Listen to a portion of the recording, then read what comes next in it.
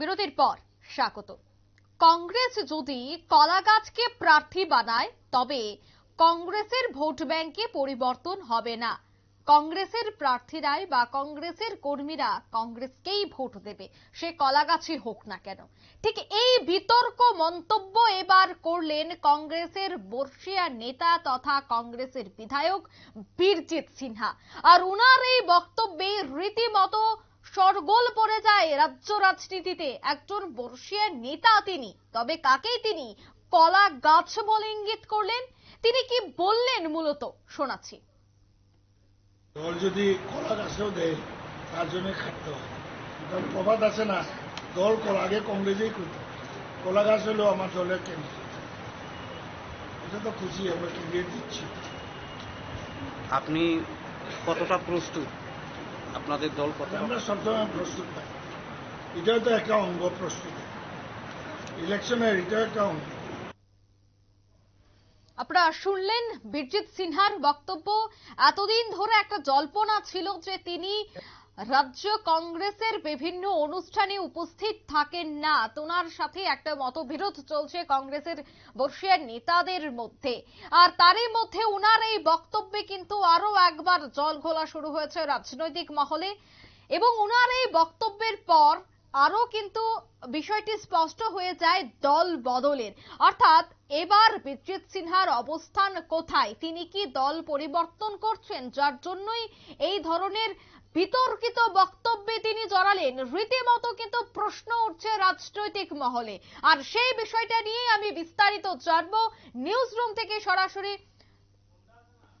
যুক্ত হয়ে যাচ্ছে নিউজ ভ্যানগার্ড প্রতিনিধি সুপ্রীতি মুখার্জি। সুপ্রীতি, কংগ্রেস নেতা বর্ষীয়ার নেতা, তার সঙ্গে কংগ্রেসের বিধায়ক বীরজিৎ সিনহা, উনি যে এই ধরনের বিতর্কিত মন্তব্য করলেন, একেবারে কলা গাছ বললেন, বিষয়টাকে কিভাবে দেখা হচ্ছে রাজনৈতিক মহলে?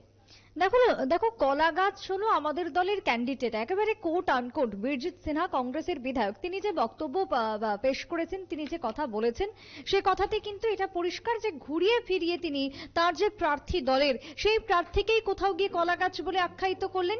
এই কথাই এখন রাজনৈতিক মহল মনে করছে। দেখো সেক্ষেত্রে দাঁড়িয়ে বিভিন্ন প্রশ্ন এখন ভোট যত এগিয়ে আসছে তত উঠতে শুরু করেছে। কংগ্রেসের অন্দরে ফাটল থেকে শুরু করে, কংগ্রেসের প্রার্থী তালিকা থেকে শুরু করে কংগ্রেসের যুব সংগঠন একের পর এক প্রশ্ন রাজনৈতিক মহলে ঘোরাফেরা করছে। এবার তারই মধ্যে বীরজিৎ সিনহা তার যে বক্তব্য কলা গাছ, সেই কলা গাছকে কেন্দ্র করে কিন্তু 1 ইঞ্চি জমি ছাড়েনি রাজনৈতিক বিশেষজ্ঞরা। তারাও এতে সুর চড়াতে শুরু করেছেন। তাহলে কি প্রার্থীকে তিনি কলা গাছ বললেন? তাহলে কি প্রার্থীকে তার কোথাও গিয়ে পছন্দ নয়, অপছন্দ ছিল?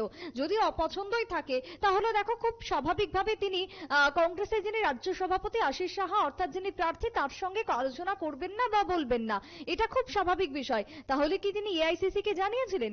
দিল্লি থেকে কি তিনি কোনো কিছু অবগত করেছিলেন? প্রার্থীর যখন তালিকা ঠিক হয় বা স্থির হয়, যখন দিল্লিতে সুদীপ রায় বর্মন এবং আশিস সাহা বৈঠক করেছেন, বা আশিস সাহা নিজেও এখনো পর্যন্ত বহুবার গেছেন দিল্লিতে, বৈঠক করেছেন, কোন রকম ভাবে কি কংগ্রেসের পক্ষ থেকে কেউ কোনো আপত্তি জানিয়েছিল যে প্রার্থী পছন্দ নয় বা পছন্দ, এই সংক্রান্ত বিষয়ে প্রশ্ন উঠে আসছে।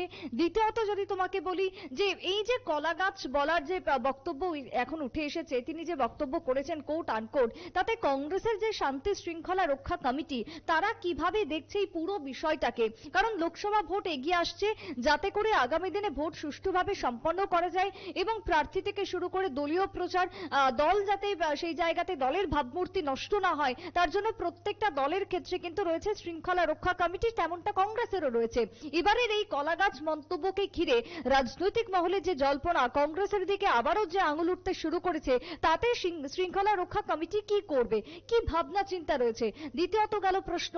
এবার তৃতীয়ত কি উঠে আসছে না, সেই জায়গাতে দাঁড়িয়ে এই যে প্রার্থী যদি পছন্দ না হয়, তাহলে খুব স্বাভাবিকভাবে বীরজিৎ সিনহা তিনি চেষ্টা করবেন যে সেই জায়গায় দাঁড়িয়ে প্রার্থীর যে ফেস, সেটাকে লস করতে, প্রার্থীর ক্ষেত্রে কোথাও একটা বিরূপ ভাবে যাতে মনোভাব তৈরি হয়, সেটাকে তৈরি করার চেষ্টা করবেন যদি তার পছন্দ না হয়ে থাকে। এই একটা বিষয় উঠে আসছে। চতুর্থত কি না, তিনি কি তাহলে দল বদল করতে চাইবেন, বা দল বদল করার আগেই কি তিনি প্রার্থীকে টেনে একের পর এক বক্তব্য বা মন্তব্য করতে চাইছেন?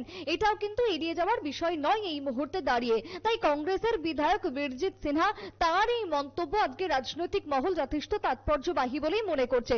তবে হ্যাঁ দেখো, এটাও ঠিক যে তার সঙ্গে আমরা টেলিফোনে যোগাযোগ করি, তার যে বক্তব্য আমরা পেয়েছি, তিনি বলতে চেয়েছেন যে তিনি প্রার্থীকে কলাগাছ বলেননি, কারণ বহুদিন আগেই বিশেষ করে এই রাজ্যে যখন একটা সময় বামেরা দুদণ্ড প্রতাপশালী ছিল, ঠিক সেই সময় দাঁড়িয়ে একটা প্রবাদ প্রচলন ছিল। আজকে যদি পূর্বে একটু ফিরে যাওয়া যায়, তাহলে সেই প্রবাদকে কিন্তু কোথাও গিয়ে একটা মনে করিয়ে দেয় যে কংগ্রেসের যে বা যারাই প্রার্থী হয়ে দাঁড়াবেন তারাই হচ্ছে কলাগাছ। এই প্রচার বা এই একটা রাজনৈতিক মহলে কিন্তু এর একটা বার্তা ছিল বিভিন্ন ক্ষেত্রে। তাহলে কি সেটাই তিনি ইঙ্গিত করলেন? এবং বীরজিৎ সিনহা তিনি বলেওছেন যে তিনি কোনোভাবেই প্রার্থীকে বলেননি, এটা পূর্বের সময় থেকেই প্রচলন ছিল যে কলাগাছ প্রার্থী হিসাবে, সেই জন্যই তিনি এই কথাটা কোট আনকোট বক্তব্য করেছেন, এটাও কিন্তু তিনি বলছেন। তাহলে দেখো আরেকটা বিষয় আসছে, কংগ্রেসের এই মুহূর্তে বিধায়কের সংখ্যা হাতে গোনা মাত্র 3 জন। সেই জায়গায় যদি বলি হারাধনের 3 ছেলে, এক ছেলে যদি চলে যায় তাহলে কে থাকবে? মাত্র 2টো। এবং সেই জায়গাতে দাঁড়িয়ে আস্তে আস্তে এই রাজ্যে কংগ্রেসের কি হবে? কংগ্রেস একটা ক্যালেন্ডার বা পোস্টারে পরিণত হবে। তার কোনো অস্তিত্ব যে এই রাজ্যে বর্তমানে থাকবে না, সে কথা কিন্তু বলাই বাহুল্য। তাই সবকিছুকে মিলিয়ে এই যে বীরজিৎ সিনহার যে বক্তব্য, একেবারে কোট আনকোট আরো একবার বলছি, যে আমাদের কলাগাছ হলো আমাদের দলের ক্যান্ডিডেট, এই কলাগাছকে কেন্দ্র করেই কিন্তু রাজনৈতিক মহলে শুরু হয়ে গেছে এই মুহূর্তে জল্পনা কল্পনা। অঙ্কিতা। একদমই ধন্যবাদ সুপ্রীতি। অর্থাৎ নিউজ ভ্যানগার্ড কিন্তু এই ওনার এই বক্তব্যের উপর আবারও ওনার প্রতিক্রিয়া নেওয়ার চেষ্টা করেছে, তিনি কি বলেছিলেন সে বিষয়টা পুনরায় জানার চেষ্টা করেছে। তবে আজ নিউজ ভ্যানগার্ডের সাথে একেবারে টেলিফোনিক বার্তালাপে কি বলেছেন বীরজিৎ সিনহা শোনাচ্ছি। এখন প্রবাদ আছে, কংগ্রেস পার্টির একটা শচীন সিং এর আমল থেকেই প্রবাদ আছে, যাকে দেবে তাকে কংগ্রেসীরা ভোট দেবে, কলাগাছ হোক, এই একটা প্রবাদ আর কি। বলছি যে যেই হোক, রাম সাম যদু, কলা গাছ হোক, কাঁঠাল গাছ হোক, এটা আমরা সাপোর্ট করি, এই আর কি। এটা ওই শচীন সিং এর আমল থেকে বয়স্কদের জিজ্ঞেস করে দেখবেন যে কলা গাছ হলে আমরা ভোট দেই, এরকম আর কি। আপনারা শুনলেন বীরজিৎ সিনহার সেই বক্তব্য।